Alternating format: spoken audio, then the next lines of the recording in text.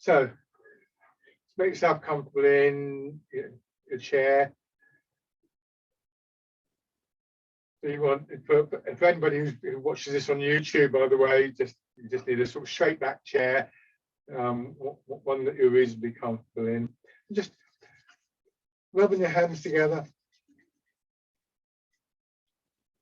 and then the pads of your fingers very gently tapping over your face.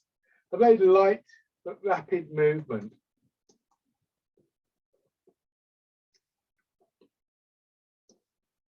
And then over your head and neck.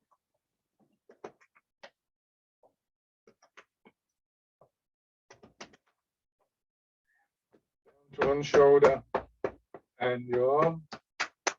Just using the palm of my hand here. It doesn't matter if you get the order in a different direction with this particular thing. It's just a little warm-up exercise. Same on the other shoulder and then your arm. Part of the chest.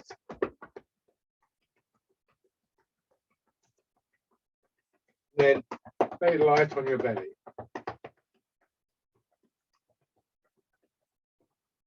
Find a little bit stronger on your legs. I've got my hands fisted here, but you could use the palms of your hands or your fingers, or even the side of your hand if you wanted to.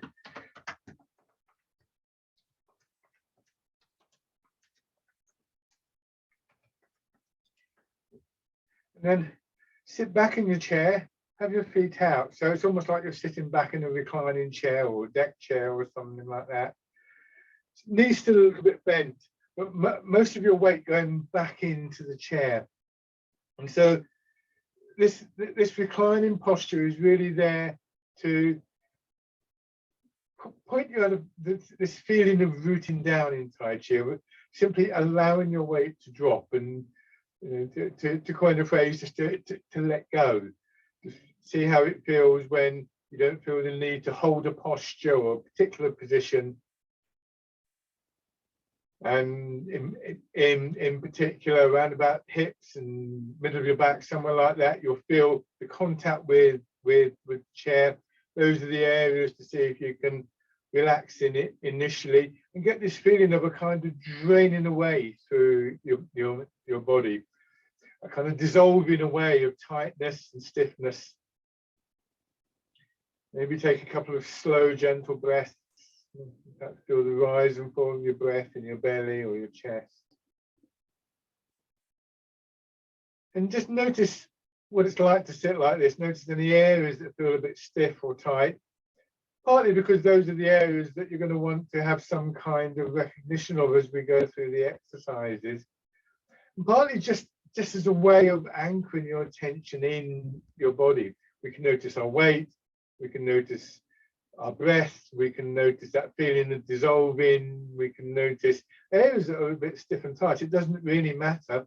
The idea is to let your thoughts settle into your body so that you're not distracted, and so that you're just that little bit more aware as you go through the movements. So now we want to bring ourselves to an upright position. Bring your feet in, and depending on how you're feeling, you might want to adjust your position in the chair. I tend to be quite a long way forwards on the chair, but you may notice sometimes I do sit back, and that's generally at times when if I feel that my back's getting a bit tired, then I'll sit back and like this. The lower part of my back is supported by the chair, which is enough to support it. So you're not stuck in a particular position. Remember, it's very important. I'm going to come forward again. It's very important that you're comfortable while doing these exercises. They're not a competitive thing. So that listening that we develop of our body, when we're just aware of the body, is actually something which gives us an idea of how we're doing today. And it might be different to last week, and it'll be different next week, and so on and so forth. So try not to have an idea that if you can normally do a particular movement in a particular way, it's necessarily going to be the same, because we change from day to day, and it's important to develop that kind of listening. Most of your weight is back in your hips. a little bit of your weight. I'm going to turn the chair around in your feet, and depending on how far forwards or backwards you are in the chair, you'll register that to a greater or lesser degree. If I'm a long way forwards, I can just tilt forwards a little bit so that there's that third of a weight in my feet. What can help with this, if you raise your heels, that generally makes it feel a bit stronger in the balls of your feet. And then after a little while, you just lower the heels and see if you can still get a glimmer of that feeling in the feet, somewhere in your foot, preferably towards the front. A very slight angle forwards here, but imagine a line going straight down through your body so that the weight of your body is carried into this area defined by your feet and your hips. It's roughly square. So again, you want to feel that your body is supported as it was when you were sitting back. And again, you want to get a sense, first of all, your hips sinking down and the tightness that builds up in your body draining away. Perhaps just become a little bit more aware of something within your body, a kind of inner strength that continues to hold you up. You don't need that stiffness and that tightness. And these are qualities you want to try and sustain all the way through the movement. So how we move is also important. So remember, it's not necessarily about big movements.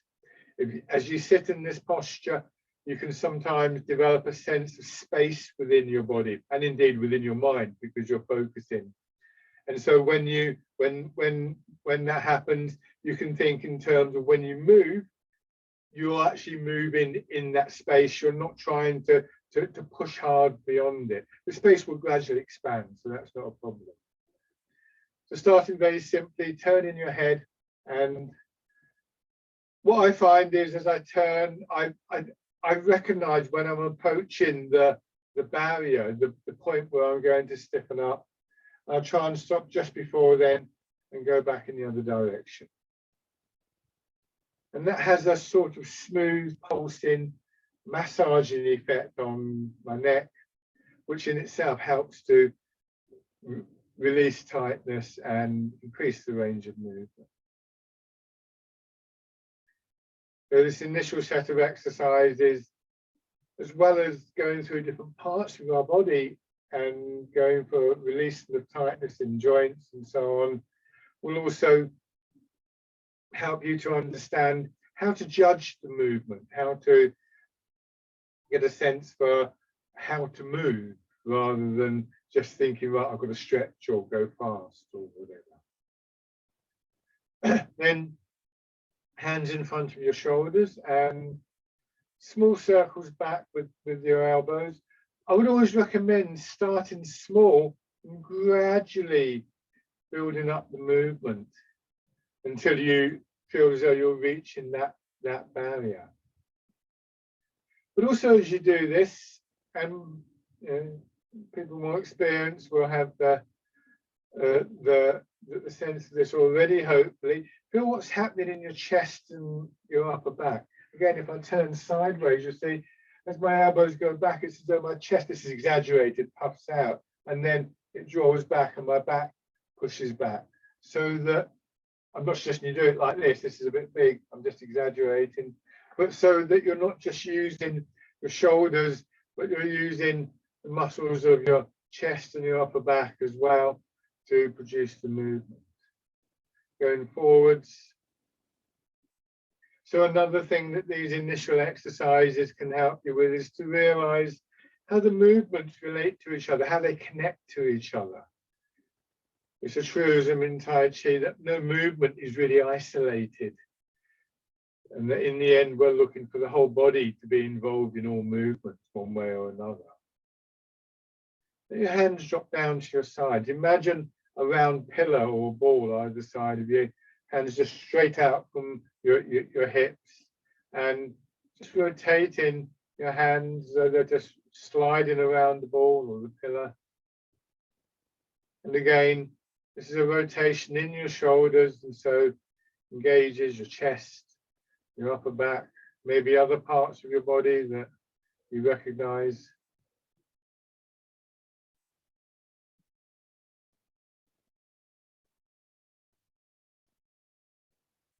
Nice smooth movement. Going as far as you're comfortable going. So don't look at what I'm doing and think that's where your hands have got to be at the end of each movement. It's your hands. Just try and get a feel for how far is appropriate for them to move. And then just raise your hands and see if you can take the fingers around in a full circle. So you're winding up cotton or thread of some kind.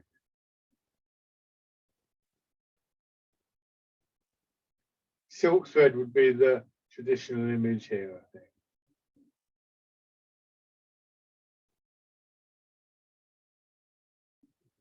And then go back the other way.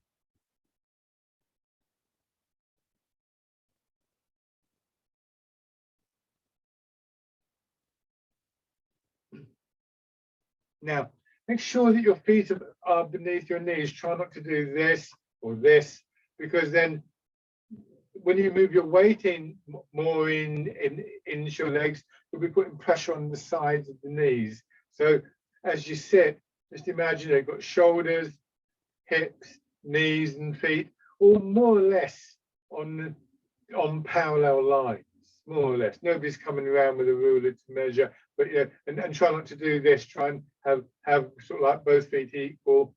So your weight is from side to side equal. As I said, 2/3 of your weight back in your hips. Now just tilt forwards on the bones at the base of the pelvis. So your body angles a bit more of your weight going into your legs. And before that becomes uncomfortable, just push back. Don't go too far. You don't want your head to go further forward than your knees. So principally using your legs to move yourself with, particularly on the backward movement. But also a feeling that your hips are sinking into the chair. So somebody was sitting behind you and sort of like grabbed hold of your belt as you went forwards and is pulling you back. So at a certain point, the forward movement gets halted, gets neutralized, and then between the legs and the hips, you get drawn back up. Hopefully, ideally without straining or stiffening in your shoulders.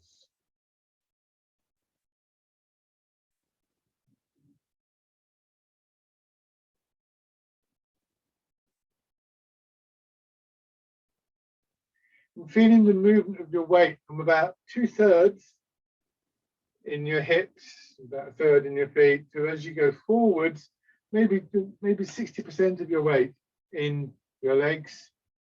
That's something that will be significant when we come to the standing part of the class. And then turn in the middle of your body, so hips and waist.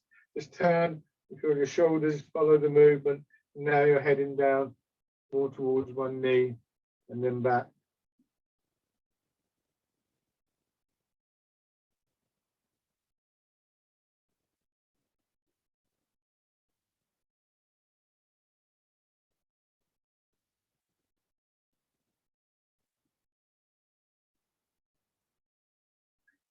And then in the other direction.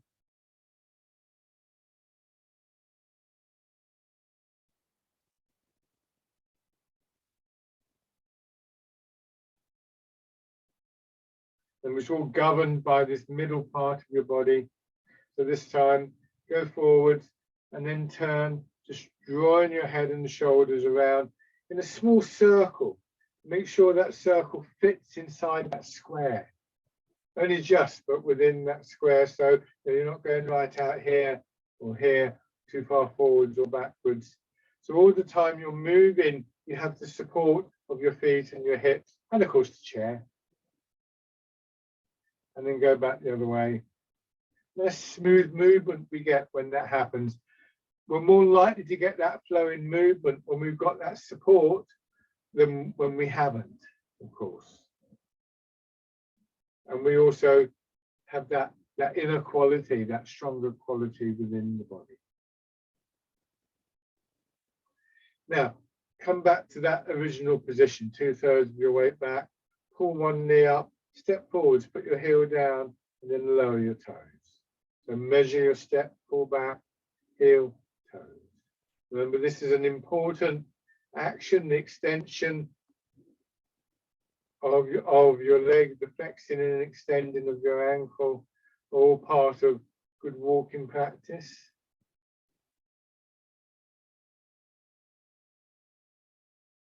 And on the other side.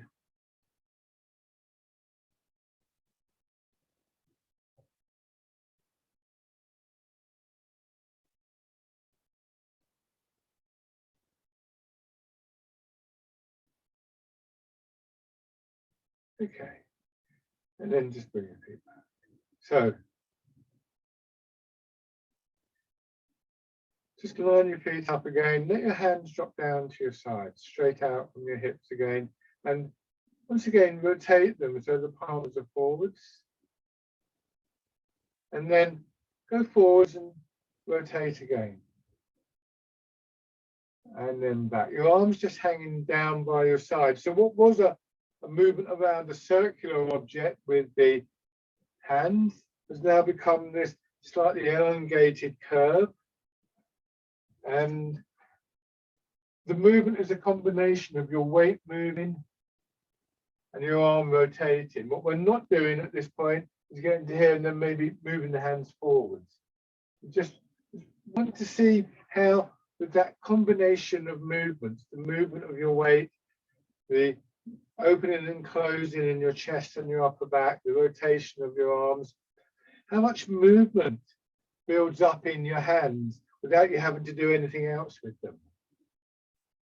So again, using those connections in the body, and this time just trying to get a sense for the flow of the movement all the way through your body.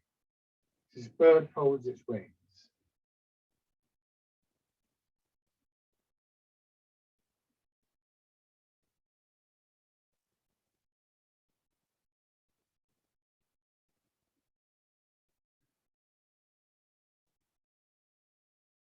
And then this time, go forwards again. Imagine your hands are held back somehow. Move your weight back and then let your hands follow. Go forwards, same thing. Just fisherman cast the net. Your arms just swinging gently from your shoulders. An image we often use to get that sense of resistance to the movement is that we're moving through water. That encourages an appropriate style of moving, a softer way of moving. From the side, I can only do it with one arm, but if you just watch there, I go forward. My arm swings out a little bit, but then my shoulders go back. I'm not trying to get my hands over here. Come to there, and then as I go forward, the hands swing past the hip. You will feel a build-up of momentum, of energy in your arms and your hands. It's a bit like pushing somebody on the swing. And so what we get gradually with that combination of elements is a movement that gently extends out a little bit and a wave-like flow through your body.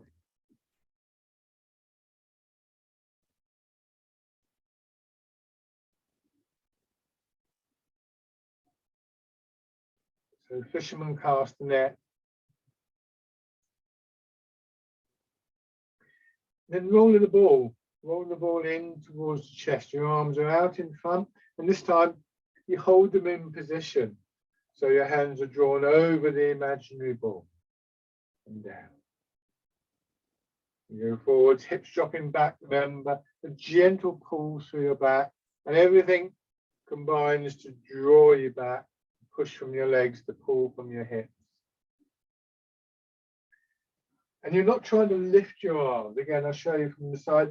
Try and keep that angle there the same, so that as you come up, it's quite natural for your hand to come up, then the elbow drops down. If you do that, you find that you've got a smaller movement, that's fine. What will happen is you will get that bigger movement back, but this way you'll be able to build it up using smaller movements that you gradually become aware of. So rather than thinking, well, I've got to do this with my arm, it's a much smoother, much gentler process.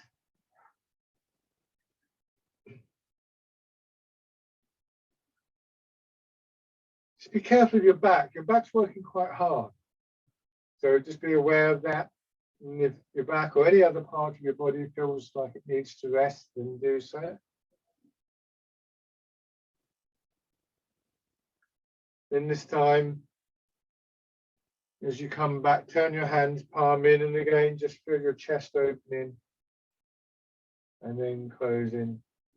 This pigeon spreads its wings.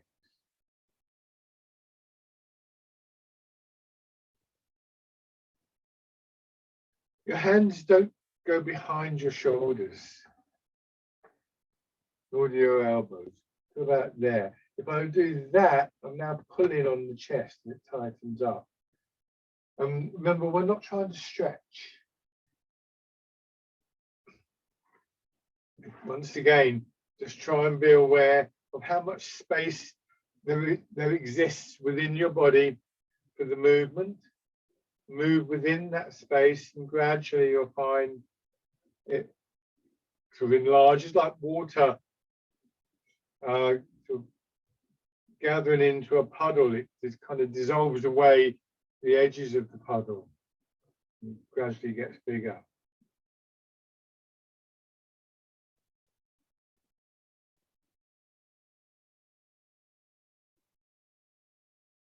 So pigeon spreads its wings. Change again. Coming back, hands in front of your hips. Elbows go out slightly. So again, an opening in your chest. Turn your hands. Close the chest as you push forwards. Pushing a wave or pushing the boat. The weight goes back into your hips. Again, just be aware of how hard your back is working. And pause. Your arms take a particular shape that as your elbows come in, naturally guides them upwards.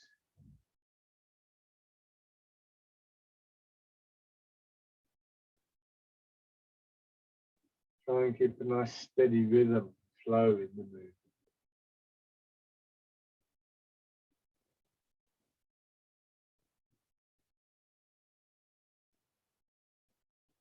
And see if you can still have a sense of that stronger quality within the body. And that image of moving through water will also help to build that. One more time.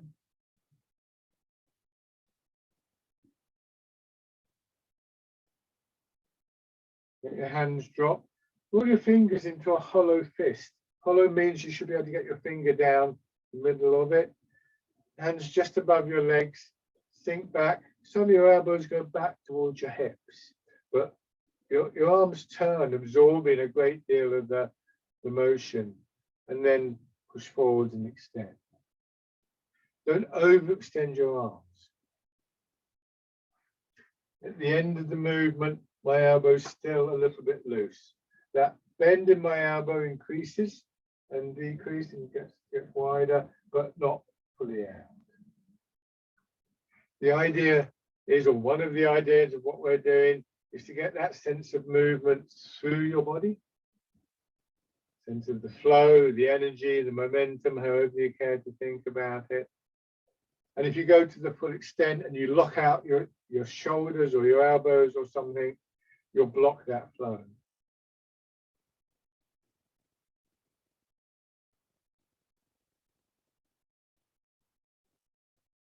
And then turning your hands out, winding back.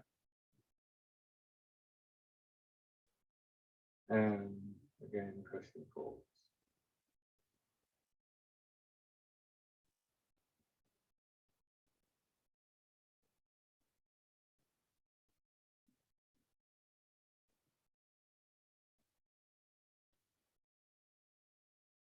Still as though you're moving through water.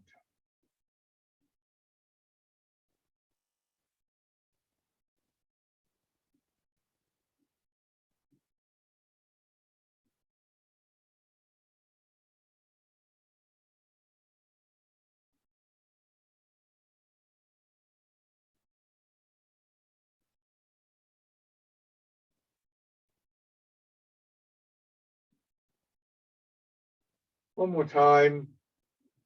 Push forwards. draw back. Now, turn your hands palm down. Turn as though your hands are resting on the table. Angle forwards again, swing round. Again, careful with your back. And back. And then change directions, just polishing the table. Swinging around. Excuse me. Turning here in the middle of your body, but not just twisting your shoulders around.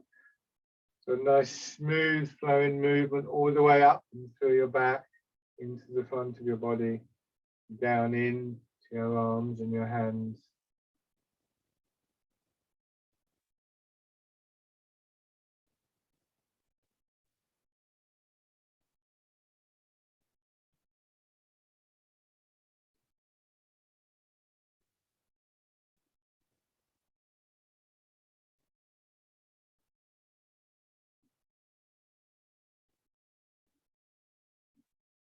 Do one more in each direction.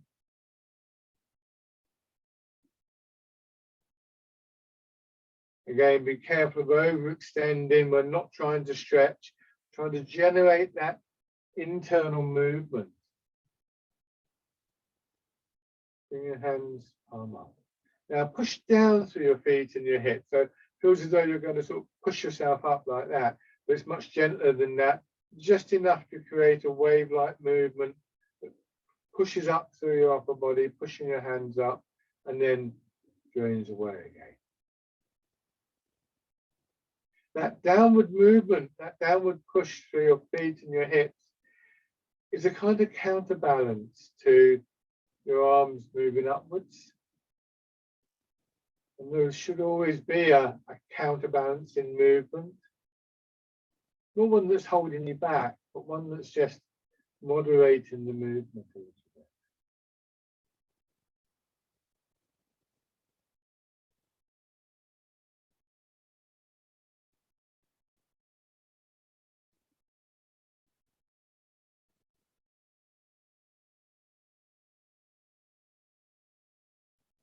And then with that same action, put your hands out to your sides, into the wild goose. So the image of the bird in flight. Perhaps adding something to the movement. As always, the images may or may not work for you. Depends on the image itself, of course, whether it's something you can relate to. Where they do, they can offer a quality feeling that influences the movement. So it's one of the key ways that we engage our minds with the physical movements.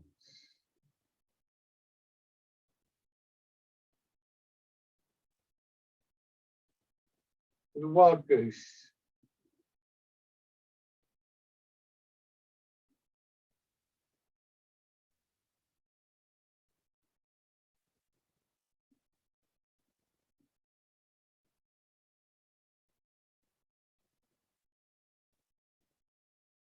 Now ease forward, so your hands come in front of your knees. Sit back and again push down, pushing your hands up. Just this time let them just smoothly travel around the full circle. The good thing about a circle is if you've got a circle painted on the ground and you walk around it, sooner or later you've touched every point of the circle. You got back to where you started. So with this one, try not to think about, oh, where should my hands be going? Just feel how far it's appropriate for them to push up and out, and notice how they quite naturally come around to the bottom of the circle to start again.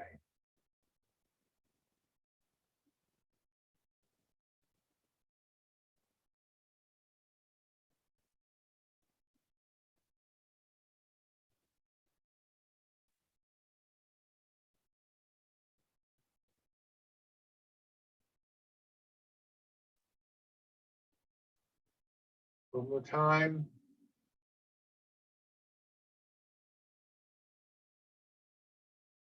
Letting your hands drop down.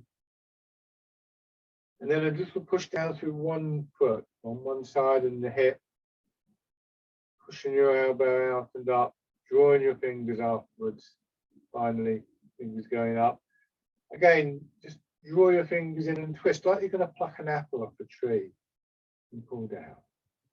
Wait until you feel the full weight of your arm and then switch sides, reaching up, rotate, pull down. This is dragon plucks the stars from the sky. Then again, change sides. Feel the lengthening all the way through one side of your body and pull down.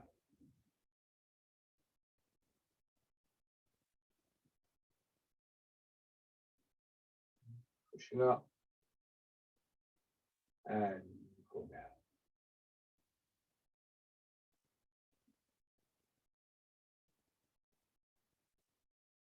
Take your time as you change over. Just remind yourself that it's not a race, but for once you don't need to rush.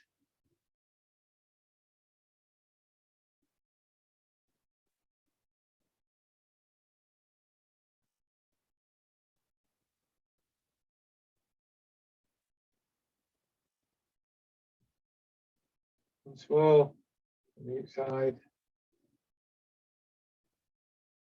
So, dragon plucks the stars from the sky. And then pushing in two directions, your hands come together and are pushed up again. This time they rotate, and if it's comfortable, just a little above your head, and then down, and then pushing out and back.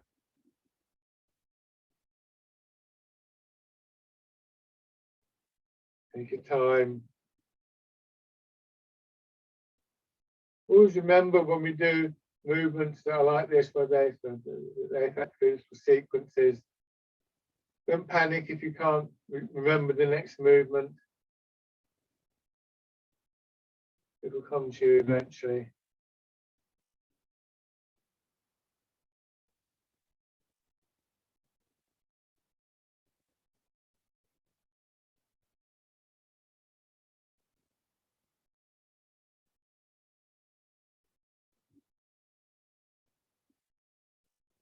And then pushing up, and this time, just aware of your hips and your waist. You're going to make a turn in that area. So just turn in your hips a little bit, feel your shoulders following. And as you push out, the hands are pushed out at a different angle. And you come back. And then the same in the other direction. And back. And then facing forward and push out.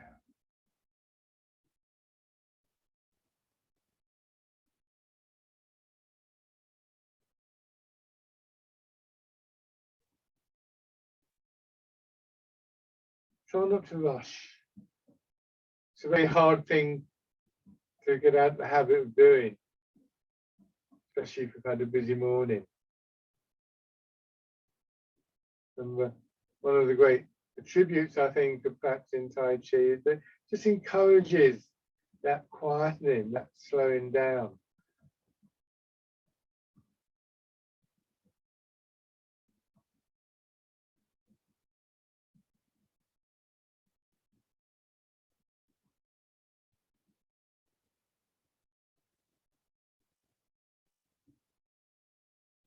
So last time, this time, as you put your hands out, put one foot forwards and knee a little bit bent, just on the heel, and tilt forwards, keep your weight back, and then as though you're trying to reach your foot with your hands, with your back lengthening, then your hips drop back, so your shoulders coming up, drawing your shoulders back and over. This is scooping the sea and looking at the sky.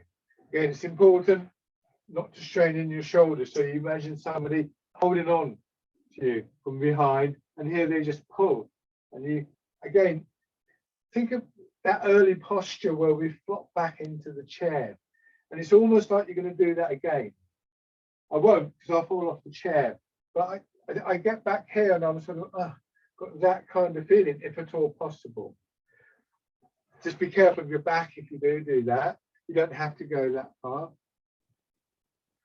And again, there are structures and alignments within your body that up to a point will continue to support you. So a little bit stronger than some of the others, this one. It's called Scooping the Sea and Looking at the Sky. Now, roll your fingers into a hollow fist, go back, and this time, as you go forward, imagine your head pushing upwards and drawing your hands over, just grasping the tiger's ears.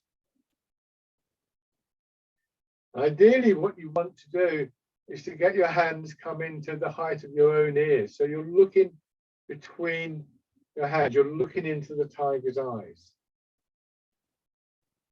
And presumably boxing its ears at the same time. So that's quite a bold quality to it, I think, this one. Nice long feeling developing in your back. You don't have to have the hands here. If that's straining your shoulders, then this will do. You can, again, you can build the movement up over a period of time. It might just be that you're a bit stiff in your upper back or something today. But listen to your body. Change sides. So, scooping the sea and looking at the sky.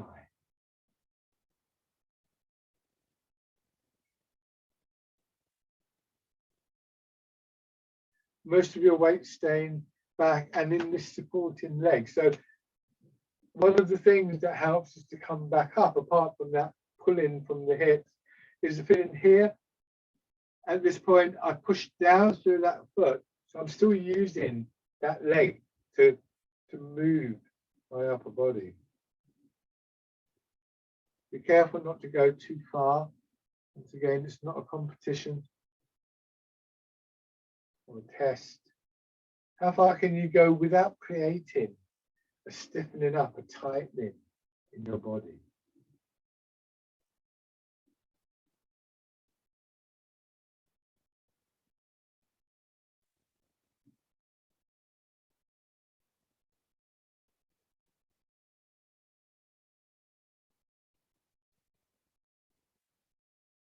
And then this time changing the bottom of the movement, roll your fingers into fist, grasping the tiger's ears.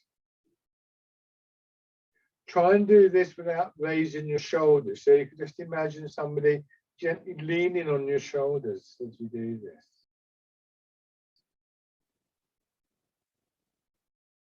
And you might recognize here, as my hands come down, how my hands rotate out. A bit like that early movement we did, bird folds its wings, you go forwards, the chest draws in, and that helps to bring your hands over and to rotate them. So again, if I exaggerate here, I'm sort of like this, and then I withdraw the chest. That is wildly exaggerated. You shouldn't say anything like this. This is about what you feel, not necessarily what can be seen.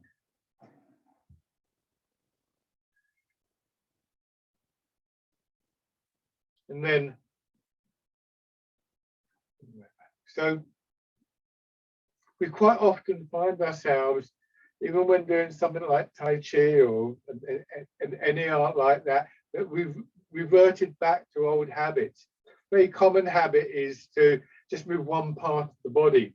But in Tai Chi, we try and get this sense of our whole body in motion, in one way or another. It might be that some parts of the body are actually not moving, but supporting the structure that enables the movement.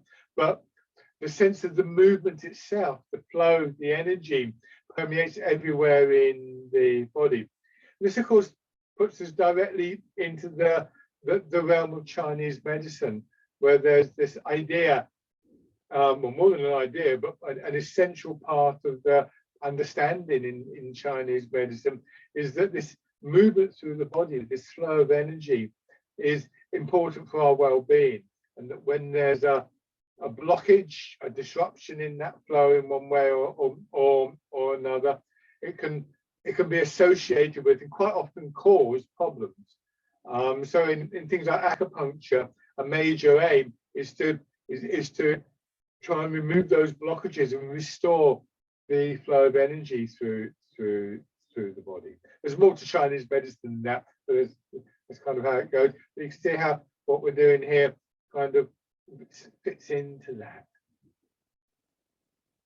So just come back to sitting and just sit in this posture for a few moments.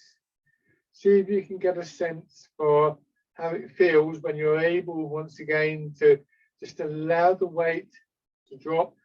Allow yourself to let go of this need to hold a certain posture.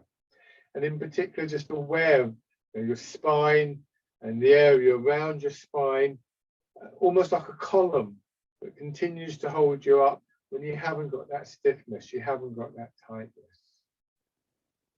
And that's just a way of encouraging yourself to release tightness. We get very used to it. It feels very normal. And we think that we need it. I think somehow it's almost like we think we're going to collapse if we let our shoulders drop. But it doesn't happen as a rule. He says, fingers crossed. Never happened to me yet.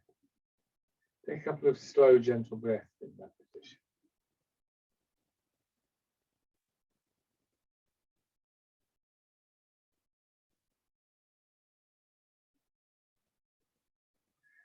And then once again, just rubbing your hands together.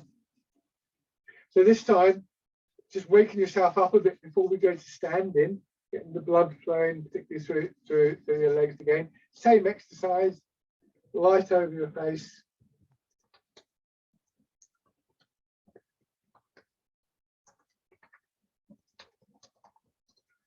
And then over your head and neck.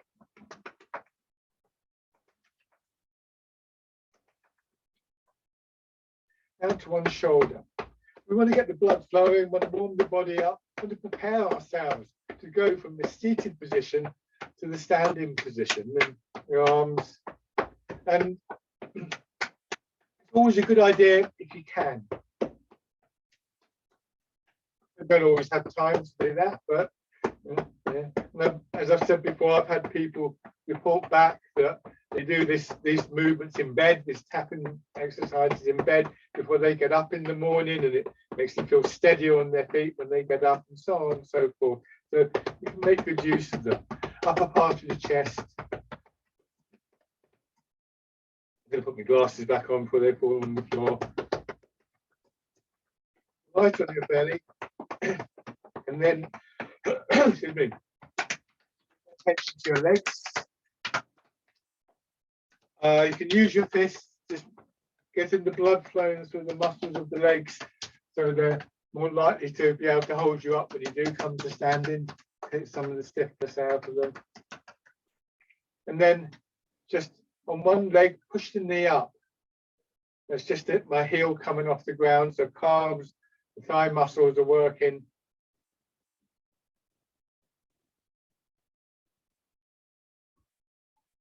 And then push up, and then take your knee around in the circle, and maybe feel that back in your hip, sort of massaging quality in your hip.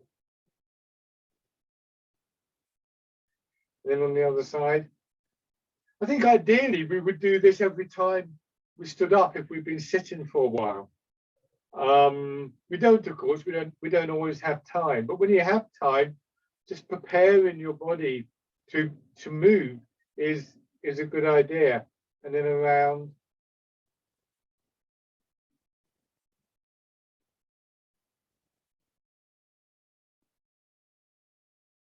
Good. And then if you want to, stand up. You don't have to. The thing about preparing your body, by the way, if you know anybody who does any kind of sport or you know, that kind of physical activity, they'll always do a warm-up if they've got any sense anyway. You know, if you know somebody who kind of does gymnastics or something like that, and you say, well, show us something then. They won't do it straight away. They'll prepare their body for it. They'll do the warm-up. I think there's probably more injuries caused by lack of warm-up than by any other. Any number of times I've done it, and I've known other people do it. What do you do to your shoulder? Oh, I didn't warm up properly. And yet we do things like standing up. We do all sorts of things during the day. We reach out to get things off shelf, and we rarely actually prepare ourselves for the day. We quite often do things that no self-respecting sports person would do within their sport until they'd prepared for it. And then halfway through the day, we think to ourselves, well, what have I done to my back? And what you've done is effectively, you've gone to get something off a shelf and your back's a bit stiff and you've overstretched and you pulled a muscle or something. So exercises like this tapping exercise and those initial exercises we do, the joint rotations, great if you can do those at the start of the day, because it just prepares your body for whatever you're going to be doing. Use a chair for support if you feel, or when you feel it necessary, and use a chair for support sometimes when you don't feel it necessary, because sometimes just having that support there means that oh, I never noticed that about that exercise before. I find that happens to me quite a lot. I think, oh, there's something different going on there. I'm actually going to move the chair out of the way so it's not in my way of teaching, but you could use a wall or something like that. So we want to reproduce the feeling of emptying in our body in the standing. It's more difficult. The legs are going to have to work harder, of course. And you want to feel in line with the pull of gravity. So if I'm leaning like this, I'm being pulled forwards. It's right, there's a door there, it's nothing magic. And to stop myself doing this, I'm going to pull myself back. So, or likewise, if I'm leaning backwards, to stop myself going back, gravity will win every time. What we want is a posture where let's check, yeah, okay. So the weight of my head, in theory, can travel right down through the middle of my body, through the pelvis, into the legs and into the floor. Therefore, in theory, I don't have to strain and stiffen up just to hold my head up. In practice, of course, it's more difficult. And it's not that you're not using your muscles, it's just about how you're using them. Think of a musical instrument like a guitar that you tune. Strings aren't tight and stiff, nor are they loose and floppy. So we want to find that sense of alignment. And you might be helped by remembering how it felt in the chair when you had that support. It's obviously going to be more difficult. Now, just let your hips drop back a little bit more. Don't push your knees forwards. Hips drop back as though you're just going to sit on a table or something like that and push up. And then sinking down and pushing up. Notice your hands moving with you. And bring your hands around as though you're cradling the ball again. And as we did earlier in the chair, push up and press down. This time using your legs to move your arms in a much more obvious way than we did in the chair. So in many ways, the chair-based exercises are far more subtle than the standing ones.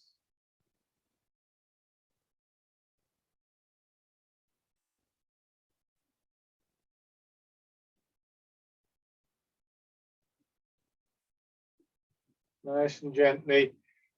Looking to get a sense of your center of gravity dropping below your hips. The lower your center of gravity, the more stable you are. Basic physics. The lower your center of gravity, the less weight there is being supported by your shoulders, your back.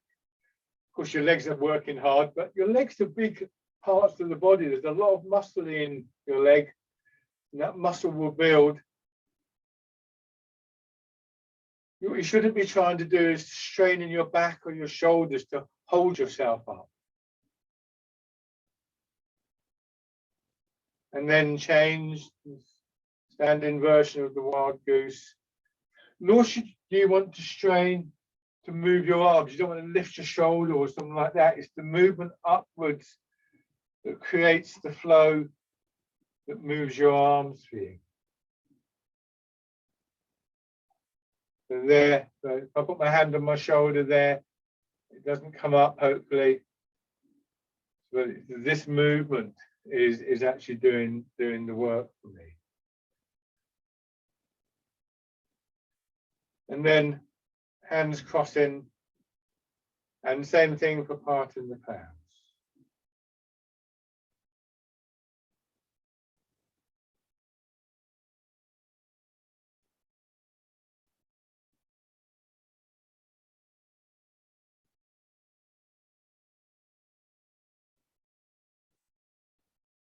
just do one more of these.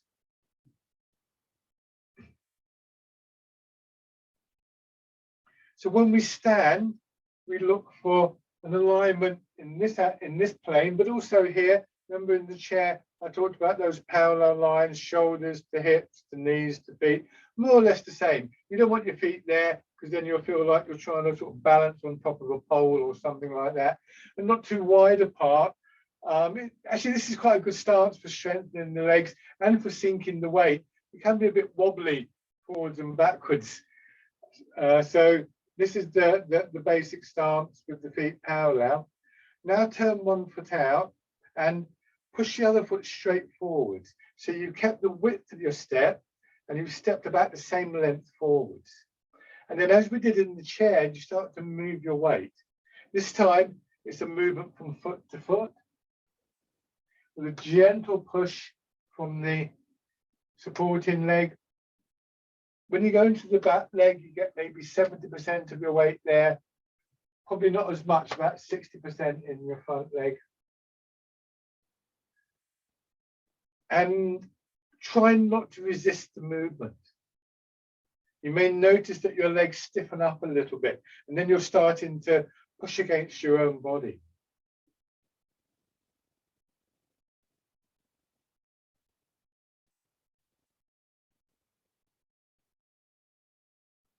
To get a little bit more of your weight into your back leg, just flex your ankle, draw your toes up. Turn the foot out a little bit now, go forwards, let the back knee bend and your heel will come up, and a bit more of your weight goes into your front foot. Still thinking about that alignment, try not to do this and sort of lean forwards, because then again, you're going to fall. Keep your body as upright as you can over the supporting leg until there's very little weight left in this other leg, and that's when, see if you can just take a step in and push back. So we're trying to pay a lot of attention to our feet, which is very, very difficult. I think one of the most common things I've heard reference to in all of these arts like Tai Chi is footwork. And everybody at all levels has to be reminded of that, and I include myself in that, because we seem to lose touch with our feet. But without the feet being correct, it's very hard for the rest of the body to be correct. So we're always returning our attention to our feet.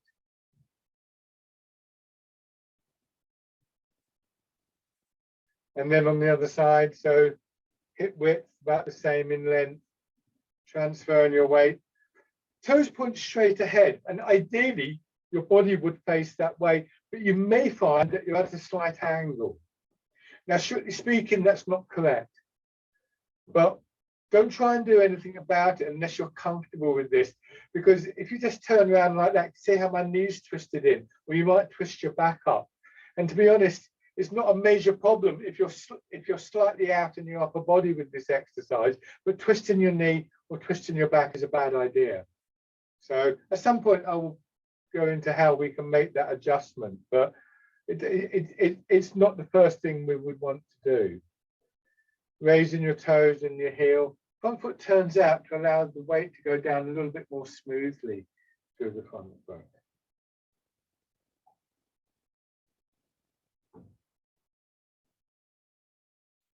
And then if you're ready, settling down. And this, of course, is where the chair can be useful, because effectively you're asking yourself to relax. And it's quite difficult if you feel you're about to fall over, you'll tense up. But if you can learn to do the opposite, get that out of the way, then that will help you stay stable, or indeed next to the wall. Just have just have your hand lightly on the wall here. Depends what you've got around you.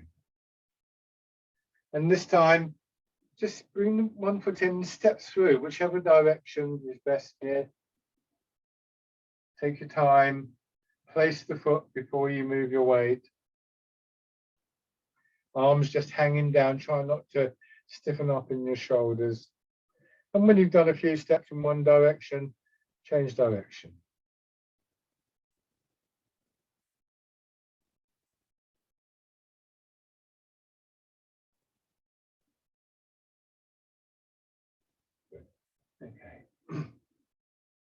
Okay, so we'll do the pushing movement, pushing a wave that we did in the chair, just to show you from the side. This is the movement. Look at how little my hands move. They end up above my foot. Because you're thinking of pushing something, the temptation is to do that. But you can see I'm out of line now. So if I was going to push something, I'd want to push it like that, not lean like that. If I was pushing against the door and the door suddenly opened, once again, I'd be away. Your arms just gently curve up. You know, if the thing you need to push is too far away, you need to take a step. So 1 foot forwards. Start with your weight back, go forwards, let your hands just curve up to just below your shoulders, and then back. Pushing a wave or pushing a boat.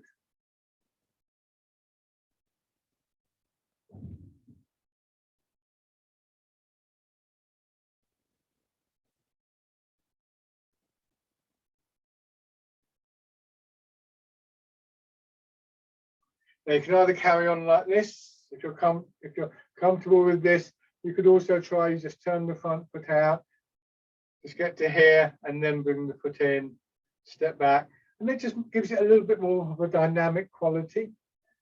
But if you feel that it's making you go wobbly, then be careful. One of the things that can do that is that your hands move too much. Another is, of course, that your center of gravity comes up.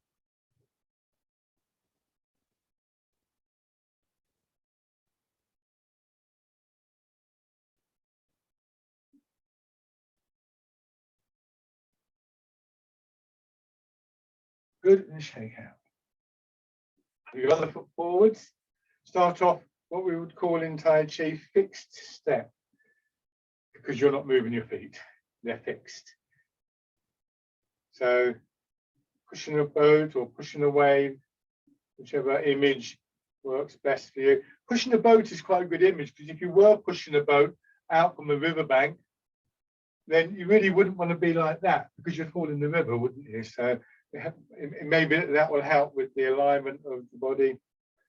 And then if you're comfortable with this, just step in.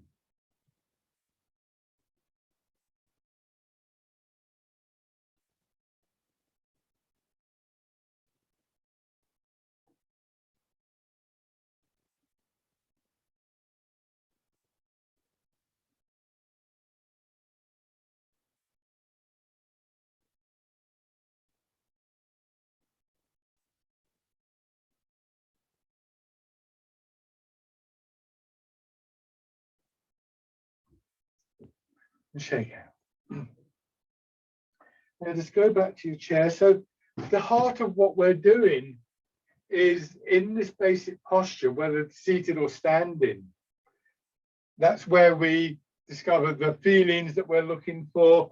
We get a sense for how the body's in line. The difference between, if you're seated, the difference between sitting like this or like this, and the significance of that for tightness and stiffness and alignment in the body, and also with that quieter, calmer quality. And all of this is encapsulated in this final exercise. Embrace tiger, return to the mat. It's not a tiger, you'll notice.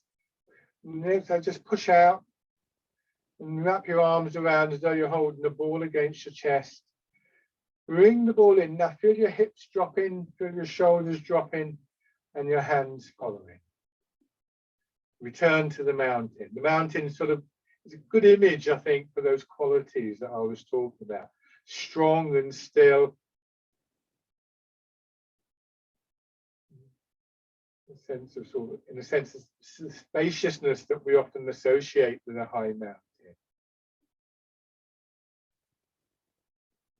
So as you do this exercise, just notice what it is that for you encapsulates those ideas, that experience, because that's the thing to really sort of take with you out of the session.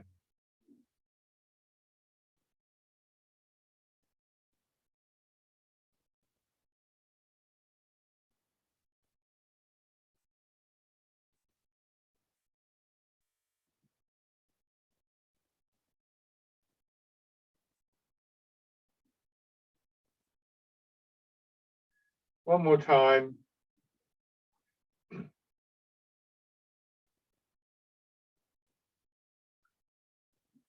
And come back, rest, and just take a couple of slow, gentle breaths to finish.